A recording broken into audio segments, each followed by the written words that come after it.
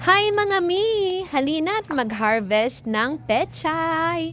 Nag-start ako magtanim nito mga mi noong November 2025 and hindi ko akalain natutubo din siya ng ganito karami kasi nga nasa maliit na area lang kami and wala talagang lupa na pwedeng pagtaniman so bumili lang ako nitong rectangle na paso para pagtaniman ng ating mga pechay at after few months ito na siya mag-harvest na tayo sa wakas. So sobrang mahal nga ng mga gulay dito sa city. Malaking bagay na sa amin itong ganitong klase ng gulay dahil hindi na namin to kailangan bilhin pa sa palengke. At syempre, tatlo lang naman kami sa bahay. So yung isang harvest ko ay magandang pang-ulam na para sa amin.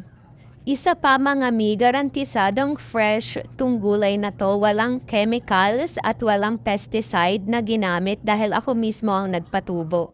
At ito na nga mga mi, kakainin na natin ang pechay. Ayan, sinabay lang namin siya sa siomai at kanin para ma-steam. At ganito namin siya kinain, sinabay namin sa siomai at kanin.